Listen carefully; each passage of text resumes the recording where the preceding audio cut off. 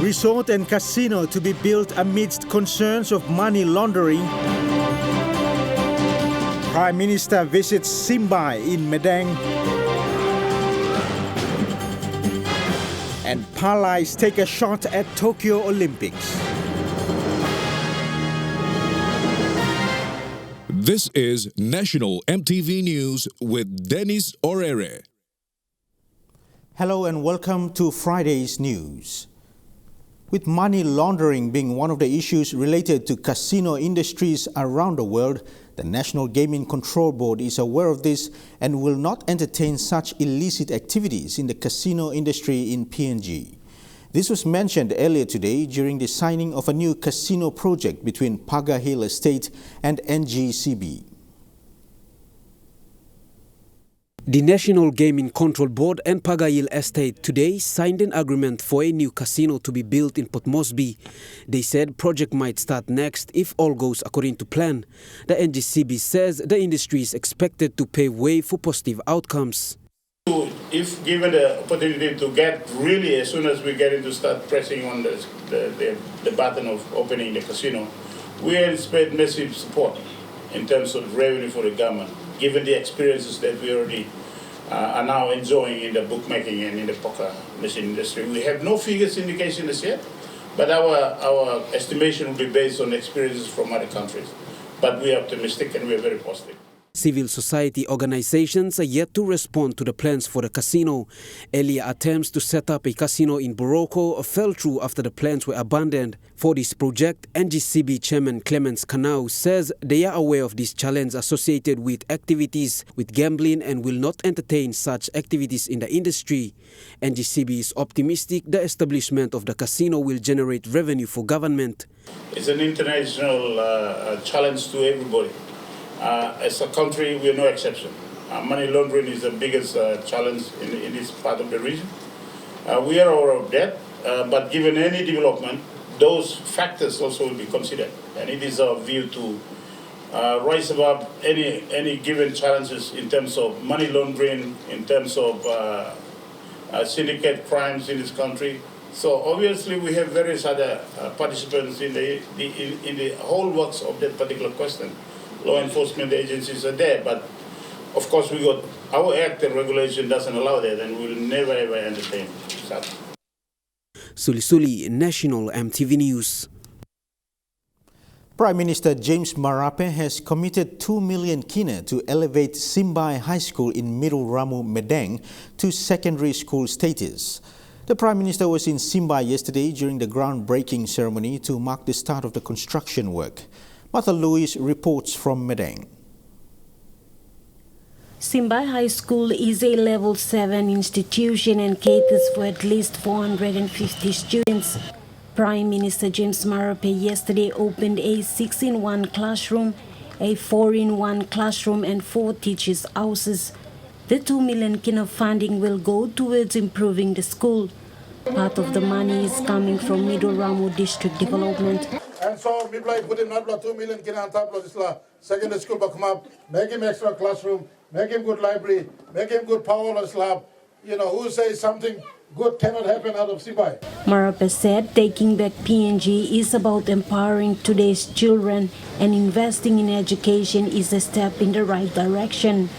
An additional 500,000 kina was also pledged to be distributed to the primary schools in the district equally. And we can have plenty of primary schools now, some will feed a school if like staff. But we find him not 500,000 from National Gaming Board. You remember we give him come to you tell him 10,000 each or 20,000 each. Logan a primary school, come na bila se mi today na lara mo pigini blimi. We make him one more classroom or one more library. We want to like him library, so we talk to so member of district Milusum Hamda Yubla. Martha Lewis, National MTV News, Madang. Oil Search has confirmed that the company has received a letter from PNG Power Limited that could significantly impact the Png Biomass Power Purchase Agreement signed between both companies. They have analyzed the implication of the notice of termination and are currently working with all stakeholders and Makam landowners to assess the potential impact of the cancelled PPA. With the power purchase agreement cancelled, Oilsearch is currently working with all stakeholders to assess the potential impact of the cancellation. In a media release, Oilsearch country manager Leon Baskin says it is important that they find a way forward to bring low-cost, reliable energy onto the Ramu grid, and they intend to work together with PNG Power to find a resolution and move forward together. The Png Biomass Project is aligned with the government's ambition to diversify the country's energy mix and to create jobs and long-term opportunities for the people. And Oilsearch is ready to build the power plant and solar farm. The country manager says they have met all obligations in the PPA in order to reach a financial close, and they have strong funding supports from international agencies who recognize the social benefits of the project. He says they have a dedicated team ready to work with PNG Power to support them meet their obligations. The Png Biomass has already invested 18 million kina into the communities in Makam Valley. This in the form of land rentals, employment, labor, contracts, sponsorships, among others. And mutual trust and confidence with the landowners have been built for over a decade. The country manager says the Png Biomass Project has enormous energy benefits for the country. It will provide the Ramu grid with up to 40 megawatts of renewable and reliable energy from the biomass power generation and solar farm. He says this is an opportunity for PNG to showcase what it can do on the global stage. Rayon Lakingu, National MTV News. National MTV News continues after the break. Stay with us.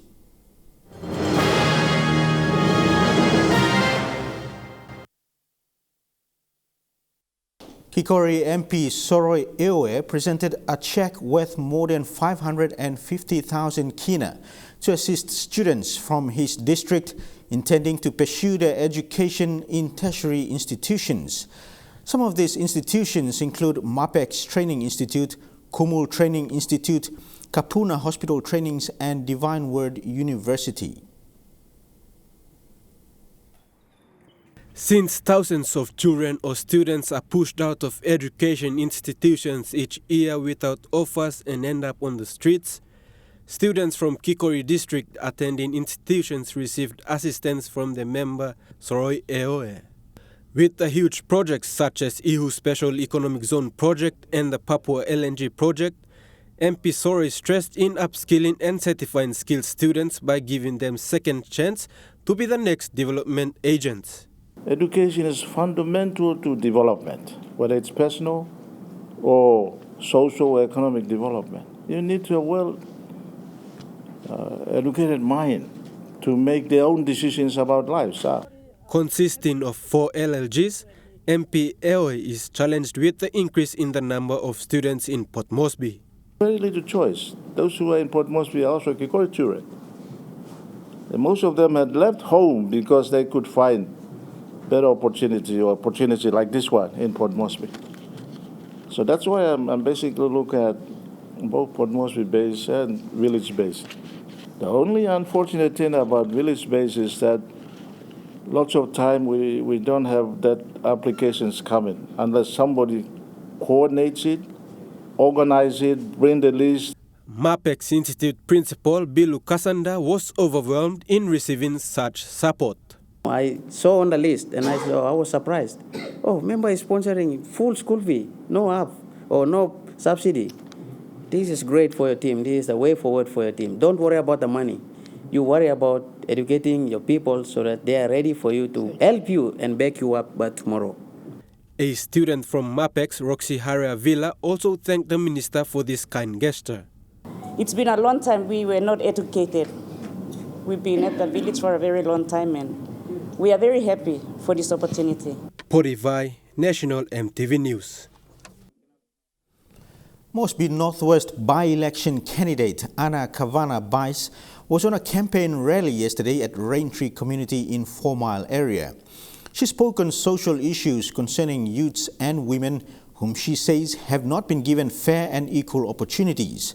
The former secretary for the Department of Community Development says there have always been men in Parliament, but women need to be given opportunities to be represented. You prosali mon man tasol go into Parliament. You yet you save whether all man kissing send this come no here or no got them throw. You yet you save me by no I'm talking you. Me no come no bagarabim narapla. But you yet you save, you yet you vote him on man go inside. Now you yet you save whether senisi come or nogad. If you feel or some nogad senisi come, rain tree and time blow you lo put him on pla mama go inside.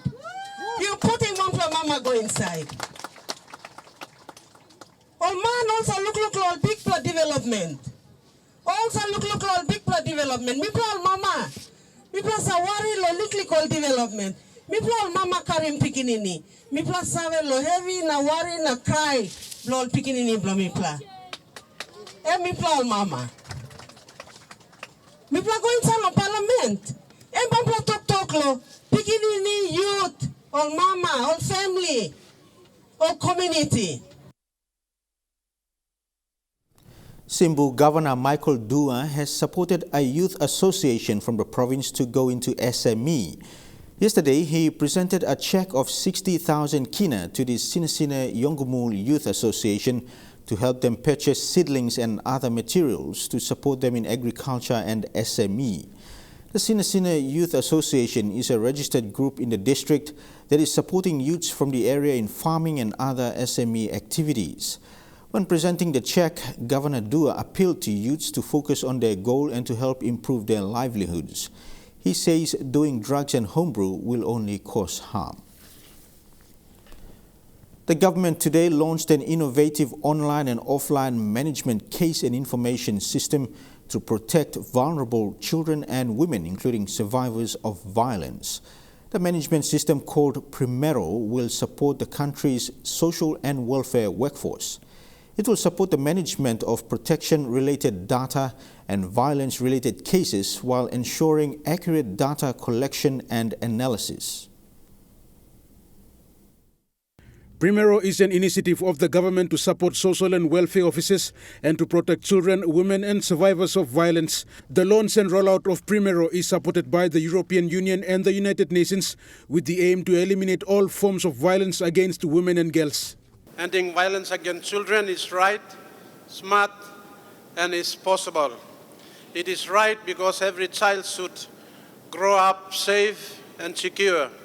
It is smart because violence undermines investment in children's health, education, and development. Primero resulted from a collaboration which started in 2018 between UNICEF, the Department of Community Development and the Office of Child and Family Services. Child protection officers and volunteers offering case management services will be using Primero as a tool to manage cases of violence and abuse. It will be used to collect, store, analyze and share protection-related data which can be used for planning, budgeting and advocacy. It will help welfare officers better understand the extent of violence that affects children and families in PNG. CFSO Director Simon Yanis says it is a milestone achievement for the country. So one of the key benefits of the data is going to be to help us, is the access of administrating it, assessments, case plans, and also will help us refer and transfer cases between each of the officers and each of the stakeholders. The development of Primero also involved national and provincial caseworkers. Their support ensures that the system effectively addresses the needs of frontline workers. It also captures the most common violations of women and children's rights. To announce the violence against children, we are partnering with other 33 countries in the globe.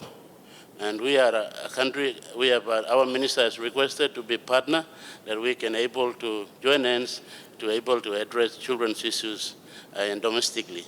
United Nations Resident Coordinator Gianluca Rampola further highlighted the need to address violence in the country using this tool. He says Primero is a great example of how violence against women and children can be addressed using the same tools and approaches. And UNICEF, in partnership with the European Union, will continue to support the government in this plan. This launch, which is just beginning, opens so many more possibilities as to how, as partners, the UN and the wider constituency of development partners can work with government and with the different arms of government as we continue implementing the ambitious vision of the Spotlight. Rayon Lakingu National, MTV News. The signing between the National Gaming Control Board and developer Paga Hill Development Company today will see the construction of the waterfront resort. The construction begins phase 1 of the 150 million kina project. National Gaming Control Board signed a contract with Paga Hill Development Company earlier today to see the construction of the proposed Pacific Pearl, a waterfront integrated resort and residential development. The construction includes the erection of a casino and other gaming facilities. NGCB Chairman Clemens Kanau says this is the way forward for Papua New Guinea. The board will undertake under my leadership and my board. Casino being the first one. Let me state again, next in line is lottery. Let me also state again, we will be looking at legalizing bingo. We will also look at online betting. And the list in the industry of gaming in this country. It's an exciting time ahead. Let me state, I am confident our country will come out of COVID and our country will be in the forefront in development and programs of opportunities in employment, in economic activities.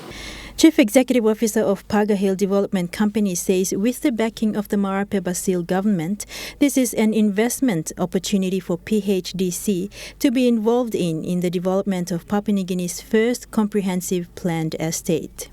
And this is really an entertainment precinct. It will have a multitude of restaurants, probably about 25 tables, 300 gaming machines, but then a nightclub, it will have a cinema, it will have a theater. Yeah, this is a massive milestone for us in our journey, which has been a long one. And but we are extremely grateful to the Gaming Board and to the national government for the confidence and the support they've given. So thank you. Part of the support from the government manifested in a special economic zone legislation passed in 2019 in Parliament. Following this legislation, Paga Hill was declared a tourism special economic zone in March of 2020. With the first phase of the project set to cost over 150 million kina, developer PHDC says it should be completed in less than 2 years. We want to start construction by probably September, October. So this will be a minimum 150 million kina development in stage 1. So it's a massive investment and huge employment opportunities obviously during construction and after. Located in the heart of Port Moresby, the project will cover 23 hectares with the erection of a 5-star hotel, recreational courts and a cultural exhibition centre. Kilawani, National EMTV News. Beekeeping isn't common in Morobe's Makam district. However, there are now more than 30 farmers who are harvesting honey from their farms. One of the lead bee farmers, Frank Godfrey, said since this was introduced to his people in Whampoa, it has gained an interest among the villagers. Their challenge now is finding a market for their Makam honey produced by the native stingless bee, the kundu bee.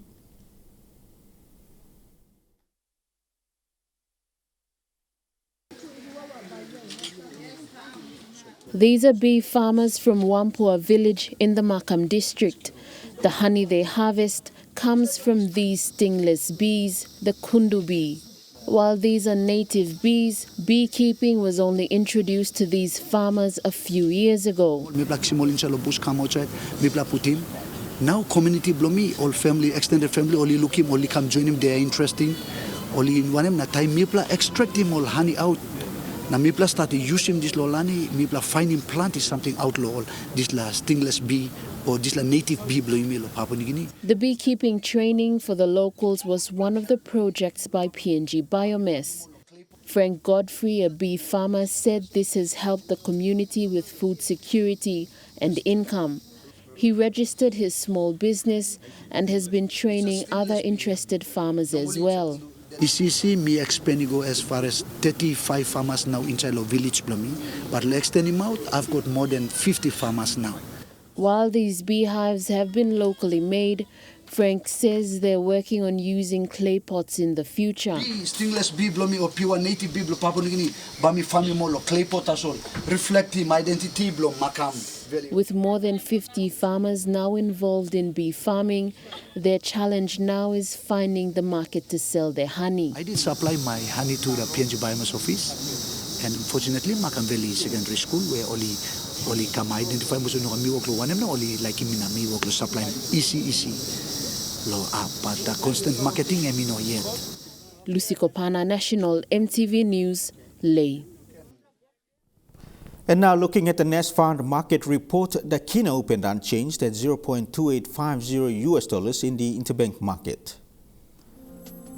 At Bank South Pacific, your kina will buy $0.2775 $0.3536 Australian dollars, $0.3765 New Zealand dollars, and 29.85 Japanese yen.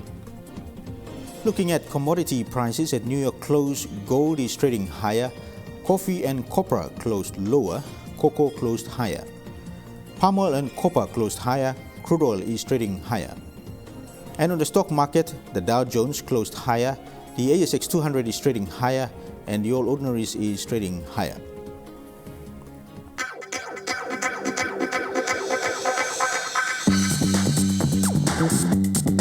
Trukai Sports.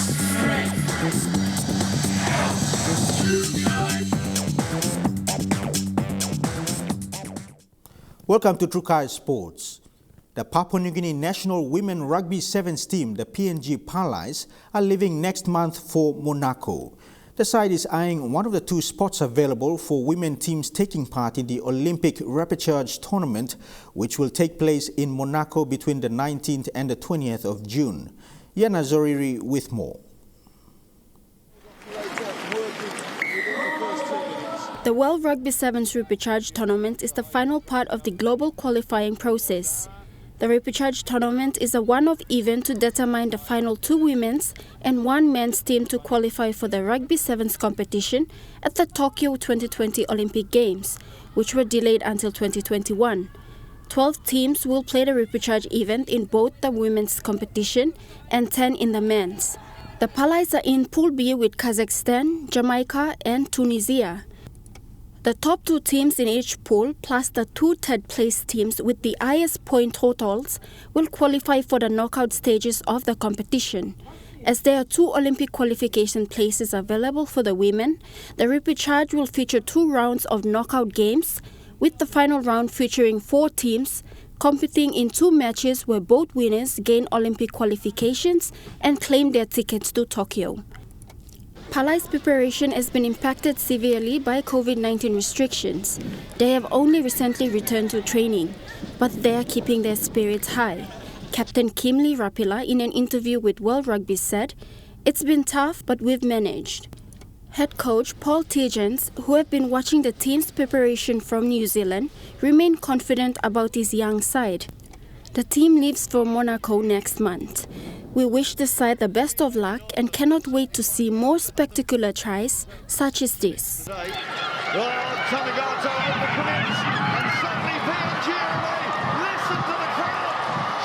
Yana Zoriri, Trukai Sports. The SP PNG Hunters will be looking to bounce back to their winning ways as they face the Redcliffe Dolphins this Saturday night. With round 9 of the Intrust Super Cup heating up, the Hunters will be welcoming back a number of key players. This boost to the team will certainly lift the side's confidence as they set out to end their 3-game losing streak. The SP PNG Hunters' main focus this week has been the defensive structures and plays when they face the Redcliffe Dolphins at Motondale Stadium this Saturday. The Hunters will be boosted with some key players returning for the clash against the 8th-place Dolphins following last weekend's bye. Hard-working forwards Samuel Yagip and Enoch Maki are back in the lineup, along with Edwin Ipape and Benji Cott, providing the Hunters with valuable experience as they look to return to the top 8. Hunters coach Matthew Church has welcomed the good news of the returning players, strengthening the squad that has been stretched over the past couple of weeks, stating that the returning players will bring experience and real energy to the team's defense. Church noted that the real aim for the Hunters against a team like Redcliffe is to have sound defensive measures in place to counter the Dolphins' relentless probing. The Dolphins have been strong at home so far this season, with 10 wins in their last 11 matches. The sole loss coming last month when they fell to 3rd place Twin Heads. Huxley Lovai, Chukai Sports. The weather forecast for the next 24 hours when we come back. Stay tuned. Chukai Sports.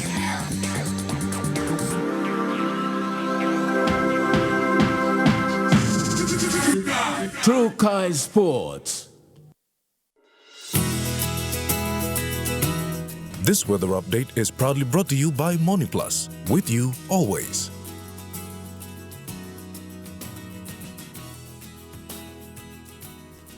Weather forecast for tonight and tomorrow in the southern region: Port Moresby mostly fine and windy, Daru partly cloudy and windy, Kerama partly cloudy with brief morning showers, Alotau and Popondetta cloudy periods. To the Momase region, Vanimo showers easing into cloudy periods, Wewak afternoon showers easing into cloudy periods with chance of brief morning showers, Madang few showers tonight then cloudy periods, Lae cloudy periods with a shower or two.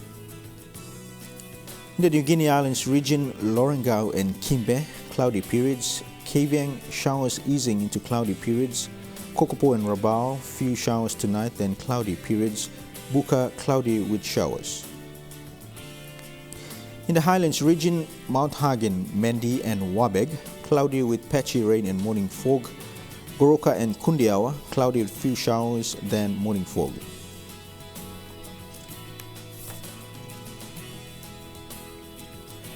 Forecasts for small crafts for the next 24 hours. Waters of southern PNG Indonesian border through Torres Strait to Daru, to Kiwai Islands, to Kerama, to Yule Island, to Hood Point, to Samurai Islands, to Cape Vogel, and with waters of Finschhafen through VTS Dampier Straits to Siasi Long Islands, seas 2.5 to 3 meters. Waters of eastern and western Milne Bay Islands, seas 1.5 to 2.5 meters. Waters north of Cape Vogel to Huon Gulf, to Finschhafen, and with waters north of Long Island to Madang, to Wewak to Aitape, to Vanimo and northern PNG Indonesian border, seas 1 to 2 meters. Waters of Manus and its western group of islands, and with waters of Bougainville, seas 0.5 to 1.5 meters. Waters of New Ireland to New Britain, seas 2 to 3 meters.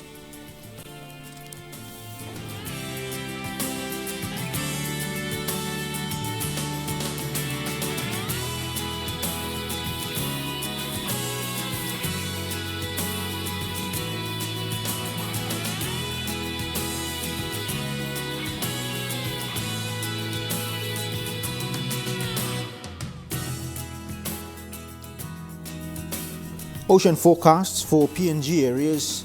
In the coral seas, seas moderate to rather rough with patches rough along western sector with southeast winds of 15 to 25 knots, gusting to 34 knots over western sector. In the Solomon Seas, seas moderate to rather rough with southeast winds of 15 to 25 knots. In the Bismarck Seas, seas moderate to rather rough with patches rough over the southern sector, with southeast to southwest winds of 15 to 25 knots, gusting to 34 knots over southwest sector. And in the Pacific Ocean, seas slight with southeast to northwest winds of 10 to 15 knots.